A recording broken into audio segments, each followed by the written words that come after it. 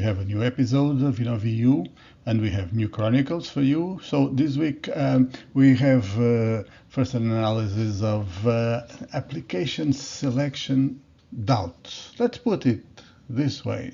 Doubts about the evaluation criteria adopted mostly in Erasmus Plus projects.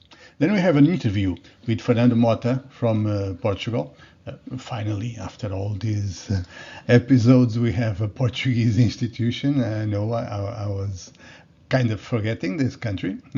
shouldn't forget it.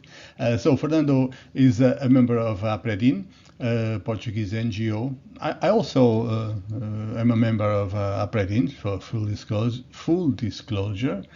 And we'll talk about the almost 20 years of this association, this NGO, about the projects that have been run, and we talk about problems with the selection of projects. Yeah, and in the end, we have this analysis of an open call, a digital Europe call, for the adoption of new technologies in the cyber area. I hope we enjoy it. So see you next week. I'm going to have a conversation in this episode with my friend Fernando Mota, and as you'll see, he talks a lot about some applications that were approved and then were not contractualized. Because suddenly there was some additional criteria that supposedly were not met, but we could not find in the initial call document. Well, if you remember, a few episodes back, we had our friend Igor Hasbornik talking to us about a huge study ran about Erasmus projects, and they basically said with all these letters that there were hidden criteria in the evaluation of Erasmus projects. Now this week we have Fernando Mota, tell us that there were some criteria that were not public before when we wrote the application. Financial criteria that we could not see written anywhere, and in the second case, operational criteria that were also not written anywhere to be seen, and they were clearly detached from reality. Clearly that had nothing to do with the operational capacity of the institution. So this kind of becomes a pattern and clearly questions the reasonability, wait, let me look for the English word. This clearly questions the process of selecting applications. We would love to hear your experience. Do you have similar experiences with the applications that were had great scores by the evaluators and then were refused by some not clear criteria administratively adopted? And more important than that, to what point can we say that these problems with the selection process are a part of the reason why Europe's lagging behind our competition in the new technologies development, in the digital transition, in the green transition? Because that's what the Draghi report basically says. There is a huge gap according to this Draghi report. And Europe is making a huge investment. So can it be that the results are not showing up because there is a problem with the selection process? What is your experience, your opinion, what you have to say about this? Please use all the comment facilities to share your opinions, and we'll take the discussion forward. See you next week. Okay. So we're back with InnovEU, and today we have with us Fernando Mota. He's an associate of APREDIN, the Portuguese NGO. And finally, finally we have a Portuguese organization in this podcast. It's been a while and we never had anyone from Portugal. Fernando is with APREDIN, as I said. This is an ancient history NGO. It was created in 2005, I believe. Let me start by saying, how do you say that in English? Disclaimer. Yeah, I'm also an associate of APREDIN, so I want to make that clear. Fernando, what is your experience with APREDIN? When did you first start working with it? My experience with APREDIN, Mhm. lousy. That was bad. No, I No, was asking now how good was it, but when did it start? uh, I think I started at 209, Mhm. 2009. Um, and at that time, I became just an associate with APREDIN and worked with the company as um, communication officer. That was my first work with APREDIN. So And after then, that, I if worked I with remember several correctly, projects. Sorry? you then collaborated with an Interreg project that the association was running called 4LX Plus. Is that, am I I'm not correct? sure about that. I have to recall my notes to find out, but probably yes. Although I've been working with mainly with you. We are in several projects and abroad in Greece, for instance, and also in Italy two or Hmm. three times in meetings and all that stuff that were needed to carry on running the projects with other associates of APREDIN and the overseas. And it was really interesting, and I have learned a lot with the Me area, too. and it's been quite good. Sincerely, what I think about APREDIN is it's a serious company, and the targets and the objectives are very clear. And the president is a friend of mine as well. You are, as you know. And in reality, it's something that it's good about them. It's the production and the hard work has been done all these years. So Yeah. far, there is a problem with that I find at most of our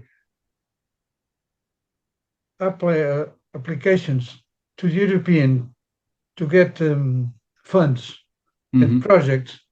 They are very well made projects, and so there are something which is strange because it arrives to Portugal. The local commission officers here deny it, and I'm surprised with that. Yeah, we had problems with Erasmus applications We have to find out a way to turn this were off approved, and then the for local, yeah. approval, and we have to do something about it.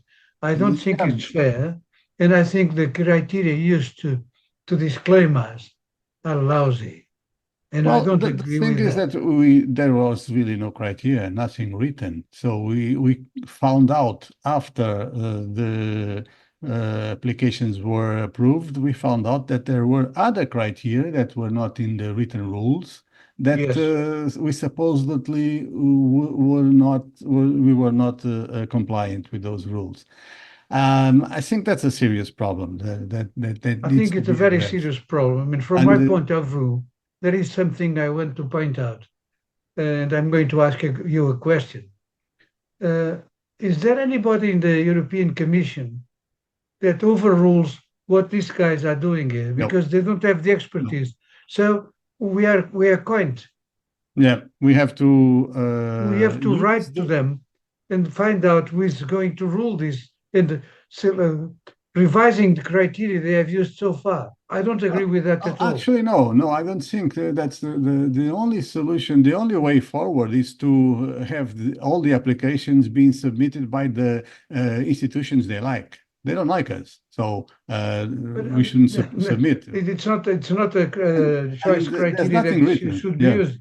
I think we have to go back to the European Commission and showing them what's happened with our situation and find out and ask a revision for the criteria used in Portugal to eliminate us from the funds, Well, from the we're not the candidacies. only ones complaining about that. There's a large number of organizations similar to us in dimension and in the expertise that have that complaint. But to be honest, I don't want to lose myself in that kind of stupid wars. So we've basically been directing all our efforts to other programs and then running away Yes. from So that we kind have of to make application. a plan. We have to plan something to find out how to overrule this situation. I think that that's a lost war. I don't Is it? think, Okay. at least for Well, us. let's carry on and applying Yeah, more times, we probably. better focus on I other think we should programs. I think we should confront them directly and publicly.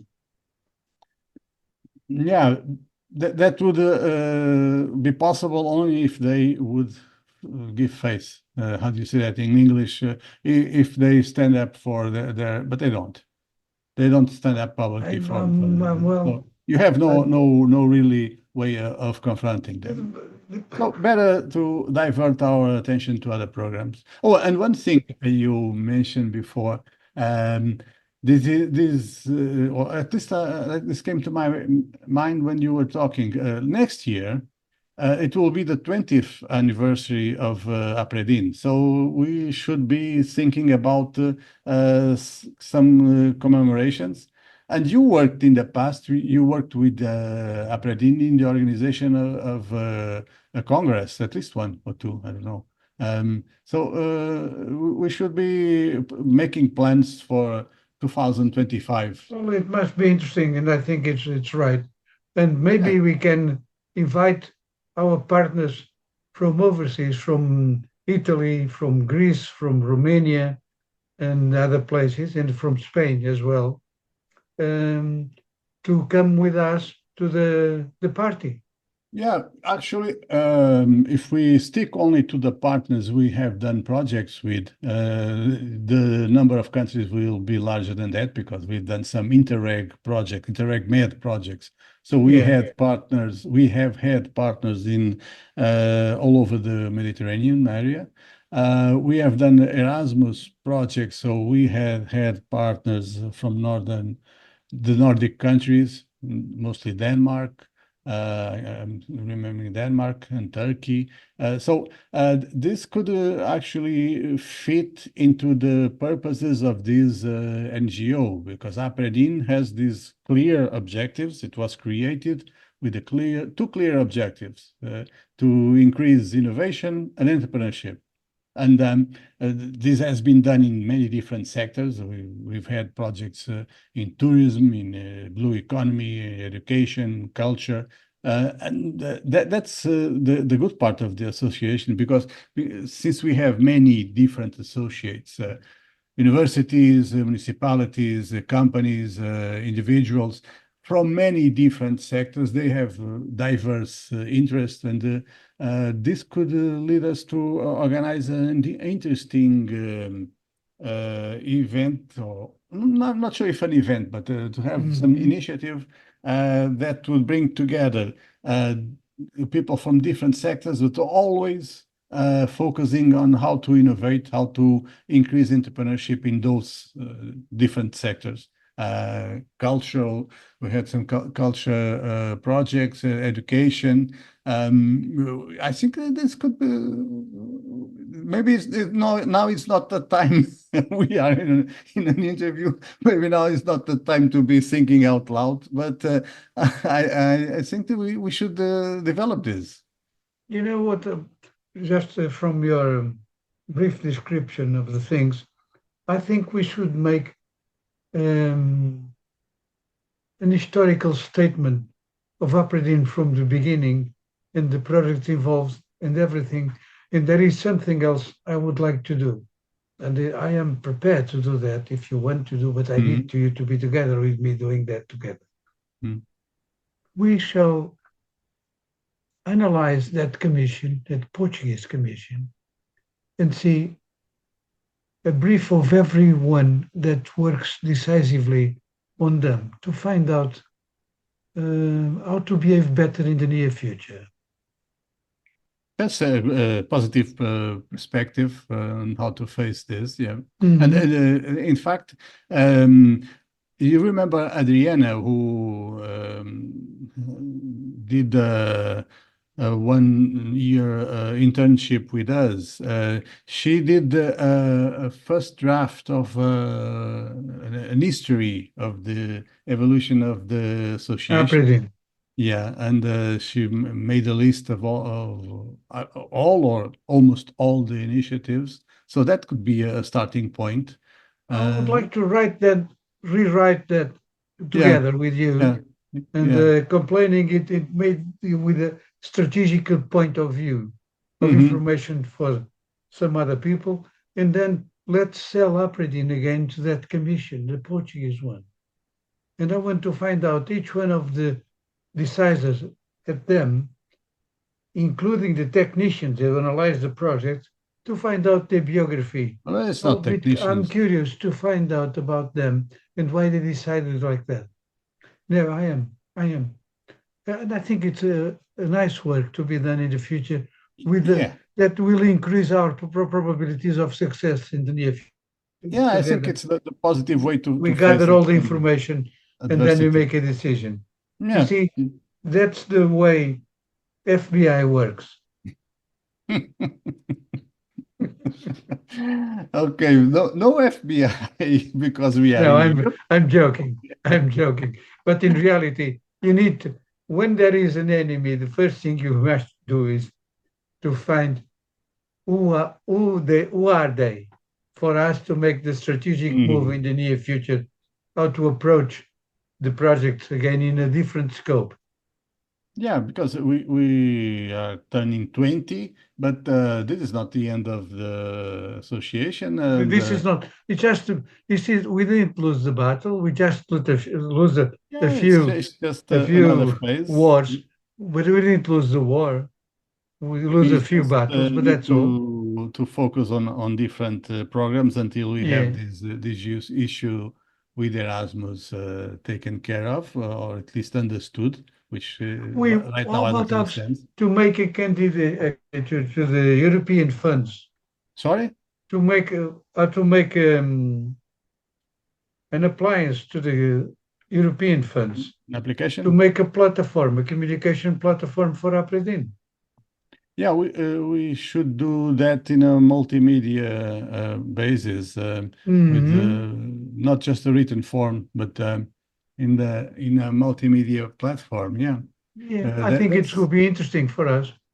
At least we're going. It costs nothing. Gives all the foundation how to develop that and submit it.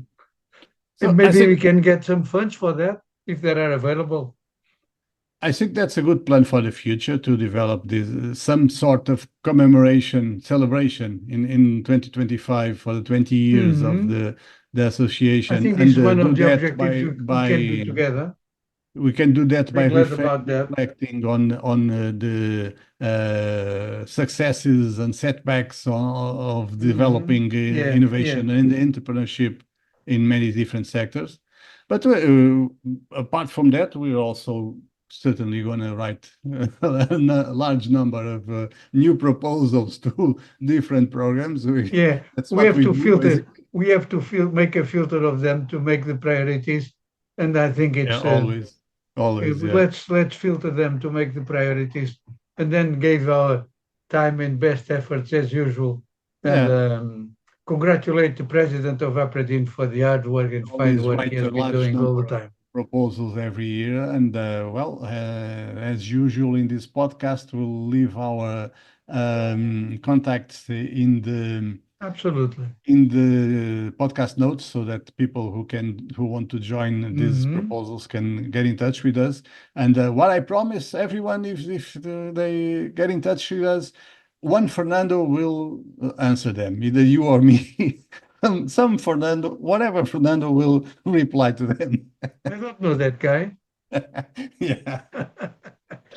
Okay, so I think we close Yeah, here. Thank you, I Fernando, agree. for being with But I us. think I think our chat was good, and probably we have found out the roots for something to be developed in the near future. Well, actually, I want to, before we close, I want to ask you another question, which I usually ask everyone. What is the most important impact these EU-funded projects that we've run, that APREDIN has run, of the Interregs, we've done, I think, 3 of them, and the Erasmus and all other programs. What's the main impact you believe that those programs had on the? Well, the programs were different, so Well, I have they an answer. probably have different impacts. Sure. It's different to point out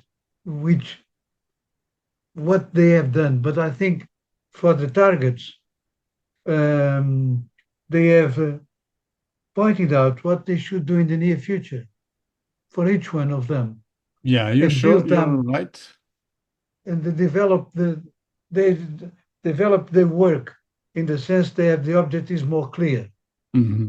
You're right. They had different target groups. They had different objectives, and so the impacts were different, of course.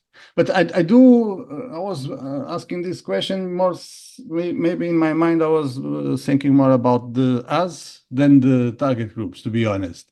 And I think that the largest impact is these EU-funded projects had on us is the list of friends that we are thinking about inviting for the celebration.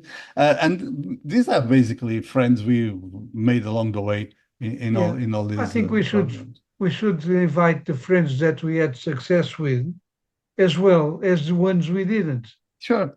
Yeah. to build up for the next with them with success. And that's it.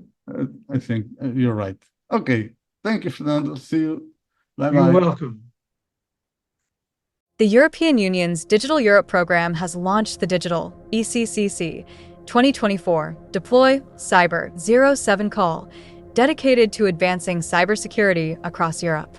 This call aims to develop breakthrough technologies for rapid threat detection, automated defense, and enhanced data protection.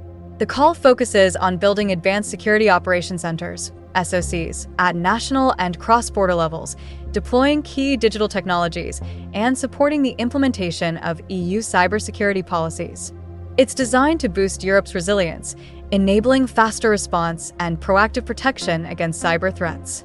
With a total budget of €102.8 million, this call includes 6 main topics: national SOCs, with the objective to establish or strengthen SOCs to monitor and manage cyber threats at the national level, coordinating intelligence and early warnings for critical infrastructure. Cross-border SOC platforms, aiming to build and expand cross-border SOC platforms to enable secure data sharing across EU member states, fostering collective threat intelligence and real-time situational awareness. SOC.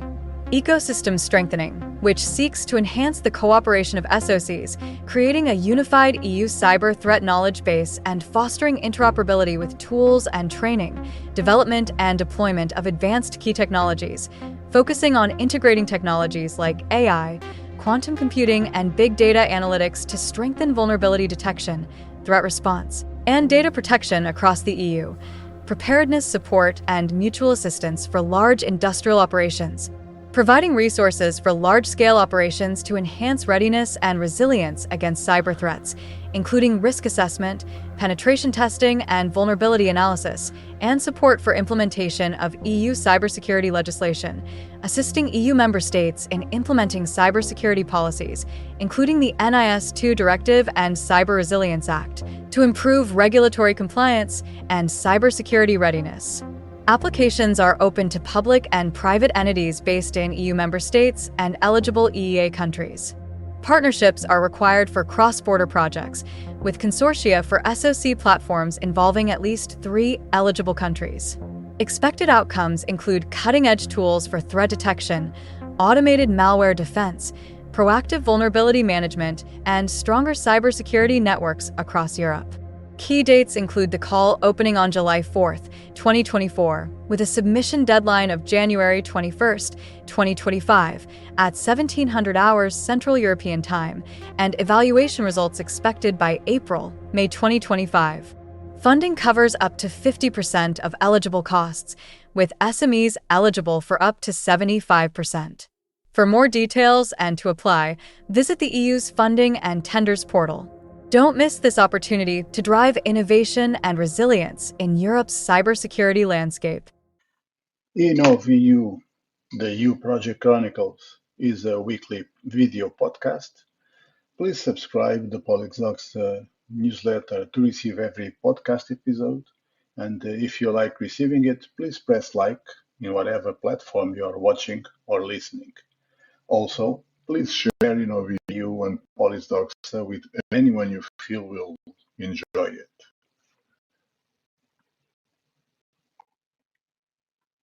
Credits: author and host Fernando C. Gaspar, music Hugo Gaspar, Lisbon, Portugal, 2024.